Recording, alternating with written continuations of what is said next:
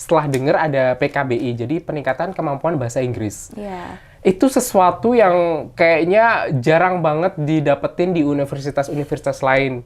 Makanya manfaatkan kesempatan ini, manfaatkan momen ini, manfaatkan acara ini untuk benar-benar teman-teman mengevaluasi dan melihat seberapa jauh sih bahasa Inggris kamu. Karena kalau nanti udah tes, kalau nanti udah mengajukan sertifikat bahasa Inggris itu kan nggak murah ya. Yeah. Itu sekali tes kayak sekitar 4 juta atau 3 juta something gitu. Jadi use this big opportunity right now, find out how good or how bad is your English. Jadi gunakan kesempatan ini sebaik-baiknya. Please buat teman-teman yang nonton podcast sekarang, English is very important if you want to traveling abroad, if you want to pursue your study, if you want to be a successful person, not only in Indonesia but also abroad. Please, English is very important for you.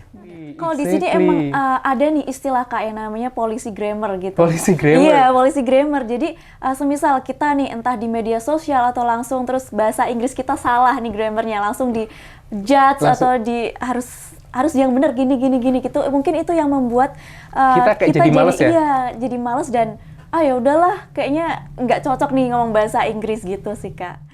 Universitas Tidar ini, jadi dulu waktu aku di Magelang, aku setiap hari lewat Universitas Tidar ini dan sekarang udah negeri. Iya, Congratulations, Universitas Tidar. Thank you so much. Semagelang, Sekeduraya, aku sebagai orang Magelang sangat bangga terhadap universitas ini dan tetangga-tetanggaku tuh dulu lulusan universitas ini dan mereka pinter-pinter banget dan aku kayak you should be universitas negeri dari zaman dahulu gitu.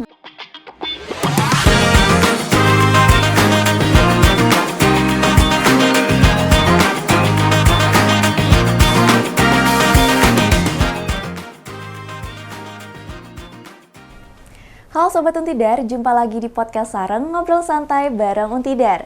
Bersama saya, Aknanu Sabrina, hadir menemani Sobat Untidar selama kurang lebih 20 menit ke depan. Nah, di episode kali ini kita bakal ngobrol bareng sosok konten kreator yang punya pengalaman kuliah dan kerja di luar negeri nih Sobat Untidar. Tapi menariknya, beliau ini berangkat dari daerah yang sama seperti kita semua. Nah, kita bakal bahas pentingnya bahasa Inggris. Mungkin bagi Sobat Untidar nih yang berminat untuk kuliah dan kerja di luar negeri juga bisa nonton podcast ini nih biar tahu apa saja yang perlu kita siapin. Mulai dari persiapan kuliah ke luar negeri, pengalaman kerjanya seperti apa, sampai satu topik yang sering banget dialami mahasiswa.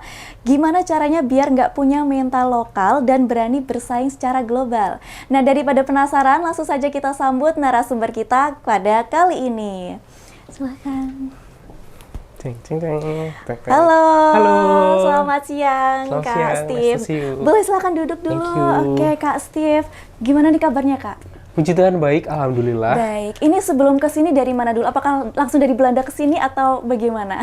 Sebenarnya udah di Indonesia sejak 2 minggu yang lalu karena liburan Natal dan akhir tahun. Jadi kalau di Belanda itu kan ada winter break ya, di mana anak-anak lagi libur sekolah dan juga yang kerja itu pada ambil cuti. Nah, daripada menghabiskan Natal di luar negeri, aku memilih untuk pulang ke Indonesia dan menghabiskan Natal dengan keluarga. Oke, berarti sudah 2 minggu ya di Indonesia. Bukan karena podcast ini terus dari Belanda terbang ke sini itu enggak ya? Ya kebetulan salah satu dosen di sini adalah teman kuliah saya waktu di Belanda sih. Oh, wow, oke.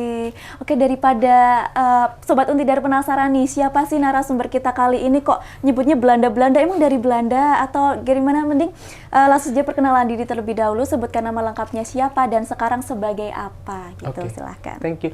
Halo Sobat Untidar, perkenalkan nama saya Stefanus Mega Prabawa. Kalian bisa panggil aku Steve. Aku tinggal di Secang, asli wong Magelang. Dan kebetulan aku adalah seorang karyawan swasta yang ada di yang saat ini bekerja di Belanda sebagai research and development staff in the Netherlands, dan part time saya adalah sebagai seorang content creator. Oke, menarik sekali ya. Berarti asli wong Magelang ya katanya. Asli wong Magelang. Asli orang Secang. Oh, ternyata bukan dari Belanda ya. Wah, keren banget nih orang Secang bisa ke Belanda gitu ya. Amin. Oke, berarti sekarang kesibukan Kak Steve sendiri apa? Kalau saat ini, tadi yang sudah saya perkenalkan di awal, kalau aku bekerja sebagai research and development staff di salah satu pabrik pangan yang ada di Belanda. Kenapa saya bisa ke Belanda? Karena dulu saya mendapatkan setelah lulus S1 saya bekerja di masih bekerja di salah satu perusahaan swasta di Indonesia selama 3 tahun. Kemudian saya memilih untuk melanjutkan studi di luar negeri dengan dulu tuh ada istilah namanya scholarship atau beasiswa. Nah, beasiswa itu macam-macam, ada dari pemerintah Indonesia, ada juga beasiswa dari pemerintah Belanda. Kebetulan aku mendaftar beasiswa dari pemerintah Belanda dan aku lanjut untuk kuliah S2 di Belanda selama 2 tahun, dan setelah lulus aku instead of balik ke Indonesia, aku memilih untuk tetap tinggal di sana. Oke. Berarti dulu kakak lulusan dari kampus dan jurusan apa nih? Dulu aku S1-nya dari universitas biasa aja. Universitas biasa aja tuh di mana nih? Maaf ya, rektornya Universitas Jenderal Sudirman di Purwokerto, jurusan S1 Ilmu dan Teknologi Pangan. Ilmu dan Teknologi Pangan, oke. Terus? Dan S2-nya aku ambil juga Food Innovation and Management untuk masternya, jadi Master of Food Technology. Oke, berarti linear ya, Yes. gitu. Oke. Kalau dari jurusan itu, apakah emang dari awal udah kepikiran buat go internasional atau mungkin dari S1-nya ya, udah kepikiran emang mau S2 di luar negeri atau seperti apa? Jadi dari S1-nya itu aku udah kayak berusaha untuk mencari universitas negeri terbaik dengan jurusan yang aku pengen, jurusan teknologi pangan ini, tapi karena aku nggak dapet, ya udah aku akhirnya dapat universitas mana aja deh yang mau nerima aku gitu. Terus ada temen yang bilang kayaknya di universitas kita nggak bakal bisa deh lanjut S2 di luar negeri gitu. Dan aku prove them wrong gitu. Jadi karena dari situlah sebenarnya aku pengen ngebuktiin bahwa apapun universitasnya, apapun background S1-nya, it doesn't really matter. Kalau kamu berusaha dan berdoa, aku yakin kamu pasti bisa mendapatkan kesempatan itu kok. Karena aku percaya belajar S2 di luar negeri, mau S1, S2 atau S3 itu sebenarnya kesempatannya adalah milik semua orang. Oke. Dan sekarang terbukti, akhirnya bisa ya, Kak? Betul. Oke. Kalau boleh flashback sendiri, waktu masih mahasiswa juga udah kebayang nih berarti bakal kerja di luar negeri? Atau tadi kan cuma kuliah di luar negeri ya? Betul. Terus sampai kerja tuh udah terpikirkan apa belum? Sebenarnya nggak kepikiran karena kayak orang tua di sini, keluarga di sini, dan waktu itu kayak terikat sama perusahaan yang lama. Setelah lulus kayak bikin surat perjanjian, perusahaanku bakal nerima aku lagi setelah selesai belajar. Tapi at the end of the time, aku melihat bahwa peluang bekerja di luar negeri itu really amazing, dan ternyata banyak kelebihannya, aku bilang. Dan kayaknya kalau misalkan aku pulang, bisa nggak ya aku suatu hari lagi pengen ke luar negeri lagi, itu bakal susah nggak? Jadi kayak aku mikir, apa stay di sini dulu aja. Jadi sebenarnya setelah lulus itu pun mencari kerja di luar negeri itu ternyata nggak segampang yang dibayangin, tapi berusaha mencoba berbagai cara. 1 bulan sebelum visaku habis di Belanda, aku dapat pekerjaan, jadi aku nerusin di sana gitu. Tapi sebenarnya nggak ada kepikiran di awal. Nggak ada untuk kepikiran kerja ya dulu. Oke. Berarti tapi untuk peluang kerjanya juga besar ya tentunya kalau di luar negeri. Aku bisa bilang peluang kerja untuk orang Indonesia sendiri di lapangan kerja Belanda itu sebenarnya nggak terlalu besar. Kesempatan itu pasti ada dan kompetisi itu akan selalu ada. Cuma tergantung pinternya kita menjual diri kita waktu kita kayak wawancara, waktu kita bikin riwayat hidup atau kurikulum vitae itu karena itu adalah yang kayak dilihat sama perusahaan di Belanda. Jadi it doesn't really matter where do you come from, meskipun kamu dari Indonesia, tapi kalau CV-mu stand out, wawancara kamu juga bagus, itu pasti kamu akan maju di sana dan kepilih sih. Oke, berarti tergantung CV juga ya? Betul. Oke. Terus dengar And in English, of course. English, oke. Berarti dulu dengar-dengar pernah jadi penyiar radio atau sampai sekarang masih? Betul. Jadi dulu aku pernah jadi penyiar radio di 3 radio malah waktu aku di Indonesia itu. Jadi waktu di Secang dulu ada radio. Ternyata radio lokal. Ada radio ya? Ada. Baru tahu. Oke. Terus di Temanggung namanya OVA Radio dulu. Terus waktu aku kerja di Bogor, aku juga jadi penyiar di Mega Suara Radio di Bogor, dan itu aku selalu isi siaran dalam bahasa Inggris. Jadi dari situ sih sebenarnya aku kayak belajar conversation, speaking, listening, terus reading newspaper in English, baca-baca berita dalam bahasa Inggris. Dari situ sih sebenarnya aku kayak mulai, I think English is something for me gitu.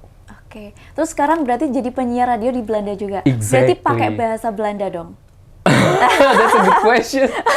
Jadi tuh 1 tahun yang lalu salah satu brand minyak yang ada di Indonesia, jadi minyak gosok yang ada di Indonesia itu booming banget, terus terkenal banget, dan mereka tuh kaya banget. Mereka mendirikan Radio Indonesia di Belanda. Dan itu nge-hire mahasiswa-mahasiswa yang mau siaran gitu. Siarannya dalam bahasa Indonesia. Jadi pendengarnya pun orang-orang Indonesia gitu yang ada di sana. Tapi sebenarnya itu streaming sih. Jadi from wherever you are, you can listening to this radio. Dan gitu aku kayak tertarik, ada buka radio baru di Belanda nih, siapa yang mau jadi penyiar. Terus aku kayak daftar, terus kayak mereka tes, kamu udah pernah siaran ya? Iya udah pernah gitu. Terus kayak, langsung ketahuan ya ini? Langsung diterima aja gitu. Oke, mungkin boleh dong ngomong Belanda, bisa nggak di depan kamera ini, biar Sobat Untidar termotivasi nih, siapa tahu ada yang mau kuliah dan kerja di Belanda juga. Mungkin perkenalan diri atau apa? Mungkin sedikit aja ya, karena ik spreek geen goed Nederlands, itu artinya aku tidak bisa ngomong bagus bahasa Belanda. Goedemiddag, ik ben Stefanus Mega Prabowo, ik kom uit Indonesia, ik woon in Utrecht, The Netherlands. Dankjewel.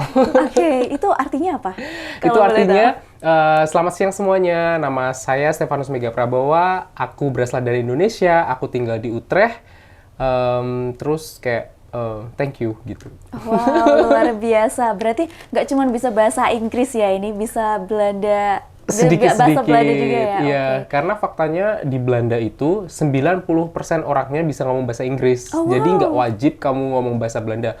Bahkan hampir seluruh perusahaan-perusahaan yang di Belanda pun tidak mempersyaratkan mereka untuk employer-nya untuk bahasa Belanda. Oke, berarti itu menunjukkan bahwa bahasa Inggris itu sepenting itu ya? Sepenting itu. Ya, oke, mungkin boleh dijelasin nih, seberapa pentingnya bahasa Inggris untuk kuliah dan kerja di luar negeri?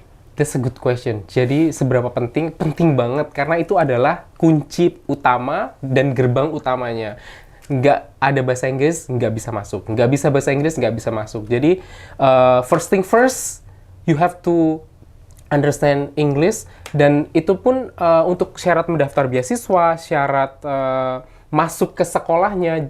Jadi misalkan kamu kayak masuk universitas Tidar gitu, kamu harus nunjukin sertifikat bahasa Inggris kamu gitu. Kalau enggak, you cannot enter the country even or the university at all. Jadi salah satu syaratnya itu sertifikat bahasa Inggris, either IELTS or TOEFL. Jadi kamu harus memenuhi syarat atau minimum skornya tersebut, dan kalau misalkan kamu sudah memenuhi, otomatis kamu kayak udah masuk gerbang pertama gitu. Jadi gerbang pertama itu sertifikat bahasa Inggris. Kunci ya itu berarti? Betul, untuk membuka pintu selanjutnya. Nah, pintu selanjutnya itu adalah motivation letter, kurikulum vitae, terus transkrip akademik, sama ijazah S1. Nah, itu udah kunci, udah pintu selanjutnya gitu. Oke. Kalau dulu Kak Steve sendiri belajar bahasa Inggris dari mana? Selain, apakah memang dari saat menjadi penyiar radio tadi katanya sering baca teks bahasa Inggris dan lain sebagainya, atau dari mana? Sebenarnya senang bahasa Inggris itu udah dari SMA kali ya. Jadi waktu aku dulu SD, SMP tuh belum SD belum ada bahasa Inggris. SMP udah ada bahasa Inggris tapi kayak masih basic gitu. Jadi kayak SMA itu kayak udah mulai grammar, active listening, reading, writing gitu, aku kayak udah mulai tertarik. Tapi yang bener-bener mulai tertarik tuh kayak 1 tahun sebelum aku kuliah ke Belanda. Jadi karena English-nya itu akademik ya, jadi bukan English like conversation or like slang English, bukan. Tapi kayak English for academic things.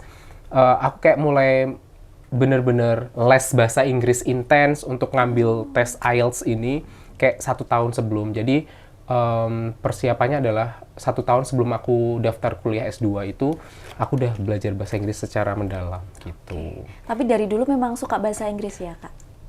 Kalau dibilang dulu tuh masih kayak separuh hati seneng sama enggak, karena kepikiran buat S2 di luar negeri pun waktu itu belum ada, tapi karena ternyata ada beasiswa dan ternyata semakin kesini semakin banyak beasiswa yang ditawarkan sama untuk kuliah ke luar negeri dan harus bahasa Inggris, aku jadi kayak mau nggak mau belajar bahasa Inggris gitu. Tapi belajar bahasa Inggris tuh susah atau enggak sih, Kak? Tergantung gurunya, tergantung lingkungannya. Tapi menurut aku back to the reason why you want to belajar bahasa Inggris gitu ya. Kalau misalkan tujuannya aku mau tinggal di luar negeri, aku mau traveling ke luar negeri, ya mau nggak mau ya kamu harus kayak menguasai bahasa Inggris atau seenggaknya tahu basic conversation gitu. Jadi tapi zaman aku dulu tuh kayak preparation English atau semacam kayak English community itu belum banyak, atau harus bayar dan mahal banget. Jadi kalau misalkan sekarang ada les bahasa Inggris gratis atau program dari kampus tentang bahasa Inggris itu diadakan dan maksudnya ada event-event dalam bahasa Inggris gitu, dan itu kalau misalkan itu disediakan dan itu gratis, kayaknya kamu harus daftar, dan itu adalah chance kamu untuk melihat seberapa besar atau seberapa luas pengetahuan kamu tentang bahasa Inggris. Dan aku yakin kalau gimana ya, mental orang Indonesia tuh kayak masih takut-takut kan ngomong bahasa Inggris, masih kayak nggak yakin, takut salah, nggak pede, terus kayak dibilang sokan lu bahasa Inggris gitu ya. Please, kadang tuh aku tuh ngerasa kayak itu yang ngebedain orang Indonesia dengan orang-orang Asia lainnya.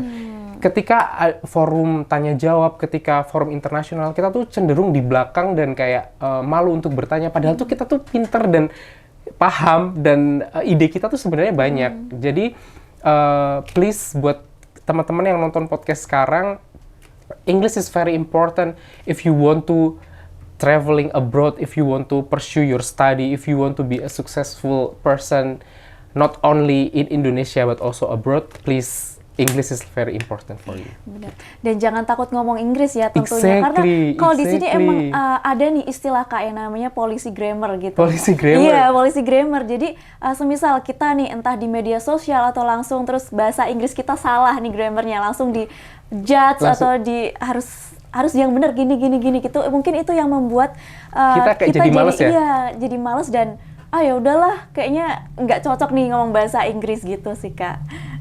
Tapi menurut aku kalau misalkan kayak gitu, jadi misalkan kamu ngomong sesuatu dan itu salah, harusnya itu bakal jadi kayak koreksi ya. Iya, dan dari kesalahan itu kamu bisa belajar dan kemudian hari kamu jadi ingat, waktu itu aku salah, dan kemudian hari kamu pasti akan benar. Jadi if I were you, I will not ever feel ashamed or something, feeling bad that you are, karena orang-orang di luar negeri pun paham English is not our first language, bukan bahasa utama kita. Jadi it's okay to make a mistake. Even orang British pun, mereka juga kalau ngomong kadang typo juga. Karena aku kerja di kantor internasional ya, sering banget punya customer dari UK gitu.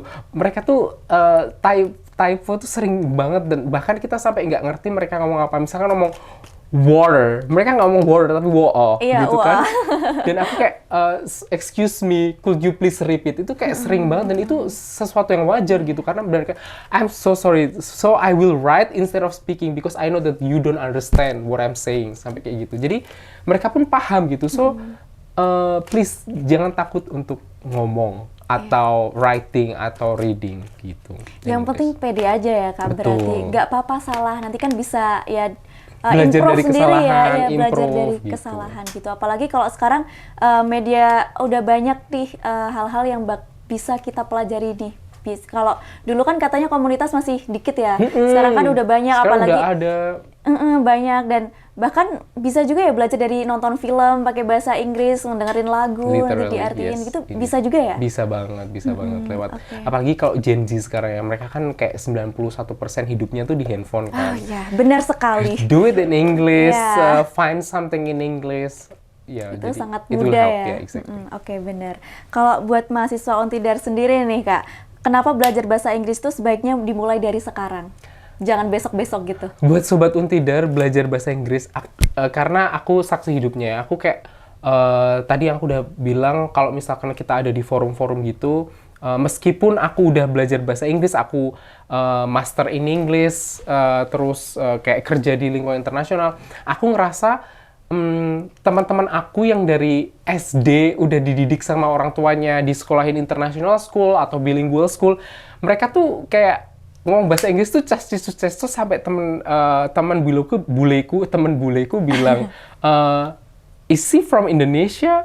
Are you from the same country gitu. Jadi bahasa Inggris kalau dimulai sejak dini, dimulai dari kecil, dimulai dari sekarang itu kamu akan menuainya nanti. Kamu akan berterima kasih pada dirimu setelah beberapa tahun. Jadi for you who are watching right now, please start from now. You have to like English and study in English or read something. At least kayak 10 misalkan satu hari belajar 5 kata dalam bahasa Inggris. Itu already help sih gitu. Belajar vocabulary, belajar grammar gitu. Oke, berarti tipsnya itu memang kuncinya itu ada di bahasa Inggris ya? Iya, and practice. Exactly. Oke, berarti ini kan besok nih, tahun depan berarti Untidar itu bakal ngadain ada tes PKBI nih, Kak. Buat belajar bahasa Inggris juga itu. Nah, mungkin bisa dong disampaikan promosi buat PKBI itu ke Sobat Untidar yang belum tahu mungkin ya? Ya, jadi aku seneng banget ya, karena Universitas Tidar ini, jadi dulu waktu aku di Magelang, aku setiap hari lewat Universitas Tidar ini, dan sekarang udah negeri. Iya, Congratulations, Universitas Tidar. Thank you so much. Semagelang, Sekeduraya, aku sebagai orang Magelang sangat bangga terhadap universitas ini, dan tetangga-tetanggaku tuh dulu lulusan universitas ini, dan mereka pinter-pinter banget, dan aku kayak, you should be universitas negeri dari zaman dahulu gitu. Karena kalau aku tahu, kalau zaman aku Universitas Tidar Negeri, aku kayaknya bakal kuliah di sini gitu. Dan apalagi setelah dengar ada PKBI, jadi peningkatan kemampuan bahasa Inggris. Yeah. Itu sesuatu yang kayaknya jarang banget didapetin di universitas-universitas lain. Makanya manfaatkan kesempatan ini, manfaatkan momen ini, manfaatkan acara ini untuk benar-benar teman-teman mengevaluasi dan melihat seberapa jauh sih bahasa Inggris kamu. Karena kalau nanti udah tes, kalau nanti udah mengajukan sertifikat bahasa Inggris itu kan nggak murah ya. Yeah. Itu sekali tes kayak sekitar 4 juta atau 3 juta something gitu. Jadi use this big opportunity right now, find out how good or how bad is your English. Tapi aku percaya karena kita maksudnya SMP, SMA udah belajar bahasa Inggris kan. Benar, jadi benar. I think your English is much better than me back then gitu. Jadi gunakan kesempatan ini sebaik-baiknya. Dan congratulations buat Universitas Tidar. Thank you so much. Akhirnya sekarang Untidar udah negeri nih ya. Ya. Kalau dulu waktu so lewat pride. masih swasta berarti ya? Swasta, bener. Oke, jadi nggak jadi kuliah di sini ya? Dan beritanya tuh sampai Belanda loh. Jadi ada universitas di Magelang, itu beritanya benar-benar in English sih. Jadi ada universitas di Magelang yang sekarang udah jadi negeri gitu. Oke, berarti udah go internasional nih untuk Udah go internasional dong. Oh, waduh, jadi keren banget nih. Kalau tadi kan, kalau kita tarik ke belakang nih Kak, tadi katanya kalau bahasa Belanda nggak terlalu fasih juga ya Kak? Iya, nggak bisa. Nah itu, tapi di sana memang ngomongnya full English ya? Full English. Berarti kalau bahasa Belanda sendiri belajarnya karena daily activity di sana atau gimana? Exactly. Jadi kalau bahasa Belanda itu lebih ke untuk teman-teman yang mau ngobrol sama masyarakat lokal, yang mau do grocery, misalkan in the supermarket or in the local market, mereka bakal appreciate banget kalau kamu bisa bahasa Belanda. Contohnya gini, di Universitas Tidar, iso ngomong Jawa toh? Iso banget dong. Seneng kayak lo nek ono sing iso ngomong Jawa. Jadi lebih appreciate ketika kamu bisa ngomong bahasa lokal, but it's okay if you just speak in bahasa Indonesia. Okay. Jadi kalau bahasa Indonesia di sana kayak bahasa Inggris, tapi bahasa Jawa itu kayak bahasa Belanda gitu. Gitu. Berarti it's okay ya kalau kita nggak bisa bahasa Belanda di sana. It's okay, itu. you can learn it. Bahkan pemerintahnya pun memberi fasilitas kalau kamu mau belajar bahasa Belanda boleh kok gratis gitu. Disediakan. Oke, mungkin tadi kan sempat waktu perkenalan diri udah ada pengalaman kuliahnya di mana. Nah, mungkin boleh dijelaskan secara spesifik nih pengalaman kuliah dan kerja di luar negeri khususnya di Belanda itu seperti apa mungkin gitu. Boleh. Pertama kuliah dulu ya. Kuliah di Belanda itu seru sih menurut aku sebenarnya. Jadi kan completely in English ya. Jadi Yeah. goodbye bahasa Indonesia. Jadi kuliah kalau di Indonesia masih pakai semester nggak sih? Sistem semester gitu iya, kan. benar, Jadi kayak benar. 5 bulan kuliah terus ujian, Yeah, 5 bulan kuliah satu ujian. Kalau di sana tuh sistem period. Jadi setiap 2 bulan belajar terus ujian, 2 bulan belajar ujian, 2 bulan belajar ujian. Dan kita nggak ada absen. Jadi terserah dosennya ngajar, kamu mau di situ, kamu nggak di situ terserah Kita, gitu. gitu. Kamu bisa nonton recording juga, kamu juga bisa nonton via streaming gitu ya. Jadi kebebasan masuk kampus atau enggak itu benar-benar terserah. Yang penting waktu ujian kamu lulus gitu. Oh, oke. Itu bedanya sama di Indonesia. Jadi kuliahnya seru, tapi ya itu struggle pertama ini ya. Karena aku tuh bener-bener harusnya tuh bahasa Inggrisku tuh bagus banget waktu dulu kuliah, tapi waktu itu karena aku preparationnya nggak terlalu lama, jadi aku masih kayak agak terbatas gitu. Jadi kan aku ngambil food technology. Jadi kuliah pertama tuh masih kayak food chemistry, mathematics, biology. Nah itu yang biasanya aku denger dalam bahasa Indonesia, now everything is in English. Iya, semuanya full In the English. first period, I failed. Aku kayak nggak lulus gitu kuliahnya, karena aku kayak masih shock gitu ya sama. Menyesuaikan juga ya, Betul, oke. exactly. Gitu. Jadi masih agak shock juga sama culture-nya juga karena kan pasti ada kayak di Belanda tuh kan nggak kayak di Indonesia ya. Makanannya pun juga beda. Jadi beda udah banget. culture shock pendidikannya, culture shock makanannya juga gitu ya. Terus itu kayak awal-awal itu kayak struggling, terus kesini-kesini jadi tahu, oh ternyata sistem pendidikan belajarnya tuh di sana tuh gini. Jadi kita harus belajar setiap hari, mana yang harus dipelajarin, dan kita bisa berdiskusi kayak gini sama profesornya. Kira-kira soal yang keluar besok apa ya gitu. Langsung gitu ditanyakan bisa Aku saat sempet kelas gitu sih, aku sempet kayak gitu. Jadi profesornya nggak bakal bilang soalnya bakal keluar ini, tapi kamu belajar ini aja, belajar ini aja, belajar ini aja gitu. Oh, itu semacam kisi-kisi ya kalau Iya, di sini. gitu. Tapi kamu harus kayak proaktif gitu loh, Iya, harus oh, nyari oke. gitu.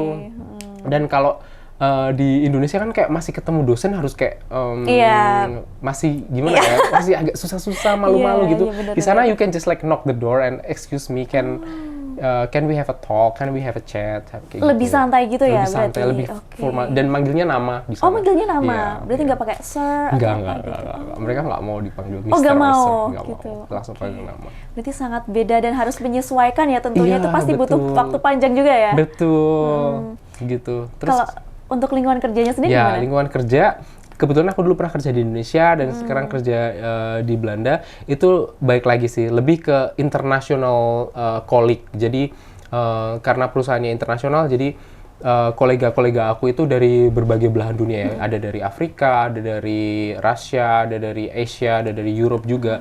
Jadi lebih ke multicultural environment, dan jadi again completely in English, write email in English, meeting in English, presentasi dan lain-lain gitu. Jadi menurut aku sebenarnya kalau sistem pekerjaan nggak jauh beda, cuma di Belanda again nggak ada absen. Jadi Nggak yang ada penting absen. kamu kerja sebenarnya nggak harus kerja 8 jam juga sih. Yang penting kamu menyelesaikan pekerjaan dan kamu boleh kerja di rumah dan boleh kerja di kantor. Gitu. Bebas gitu ya? Bebas. Tergantung kita gitu. Tergantung kitanya gitu, dan tergantung negosiasi sama manajernya juga sih. Misalkan, iya, iya. Bu, aku mau kerja di rumah hari ini, ya udah, it's okay. It's okay gitu. Ya, it's your right. Oke, sangat menarik ya tentunya. Terus ini nih, banyak mahasiswa nih merasa punya mental lokal nih. Nah, menurut kakak sendiri gimana sih cara membangun mental itu biar nggak terjebak di situ-situ aja gitu, biar kita kalau mau bersaing secara global kita berani gitu, nggak cuma di situ. Oke, that's a good question actually.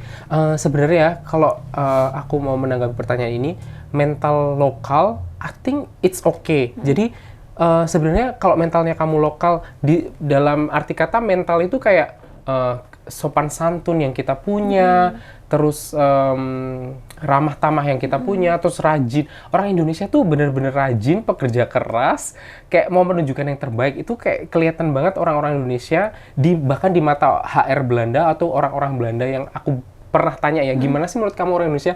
Ya ampun, orang Indonesia tuh terlalu sopan, terlalu baik, terus nggak bisa bilang enggak, kalau nggak disuruh enakan. ini iya, bener nggak enakan. Tapi di situ tuh justru malah yang aku pengen berteman sama orang-orang Indonesia. Aku pengen bekerja sama dengan orang Indonesia karena orang Indonesia juga jujur. Misalnya ada yang jujur ya jujur. Yang enggak dong. Tapi tuh kayak sopan santunnya, baiknya itu tuh dapat suka senyum gitu ya. Dikit-dikit minta maaf gitu tuh kita banget. Tapi mental lokal it's okay. Tapi mindsetnya kalau bisa mindset global atau mindset internasional ya. Jadi kayak meskipun sikap kita, mental kita lokal, tapi kayak mindset kita kayak misalkan kita bisa kok bersaing dengan lulusan dari Oxford, kita bisa bersaing dengan lulusan dari Harvard, kita bisa bersaing dengan lulusan dari universitas internasional yang lain gitu di perusahaan internasional gitu. Berarti mindset itu yang harus diubah ya, Yes, harus betul. bermindset global gitu Betul, ya. Oke. betul. Mungkin adakah pesan nih dan harapan Kakak untuk Sobat Untidar yang ingin upgrade diri dan berani go internasional? Halo Sobat Untidar, pesan buat kamu yang nonton podcast ini, please kalau ada kesempatan, ada event-event English, ada community English in your university, go for it and challenge yourself. Jangan malu untuk ngomong bahasa Inggris, jangan malu untuk menulis sesuatu dalam bahasa Inggris, karena aku percaya kalau kamu bisa bahasa Inggris, nggak tentu kadarnya mau banyak mau dikit, it will be very useful for you and also for your future. Oke, luar biasa. Terakhir nih Kak, sebagai anak lokal Magelang, khususnya Secang nih ya, boleh dong bantu promosi kampus Untidar sebagai satu-satunya kampus negeri di Magelang dan Sekeduraya ini. Buat kamu yang bingung cari universitas, universitasnya udah negeri, universitasnya di Magelang, Sekeduraya, itu daftar langsung di Universitas Tidar Magelang. Universitasnya bagus, ruangannya bersih, gedungnya juga bagus banget. Aku nggak menyangka, bahkan dosen-dosennya pun lulusan universitas luar negeri juga. Program-programnya juga bagus. Yang jelas aku bangga banget sama universitas ini. Dan kalau misalkan kamu pengen tahu lebih banyak detail tentang program-programnya, tentang Universitas Tidar lebih dalam, please reach out to Universitas Tidar Magelang.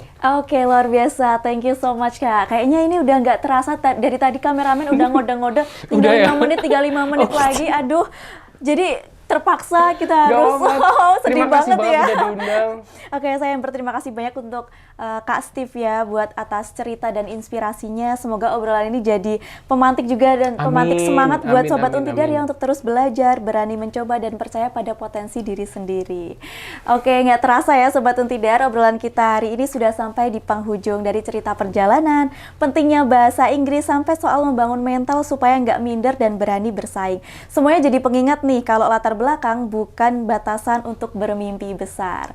Oke, itulah podcast kita pada kali ini. Saya Akna Nur Sabrina dan segenap tim Untidar TV pamit undur diri. Sampai bertemu di podcast sareng berikutnya. Sampai jumpa.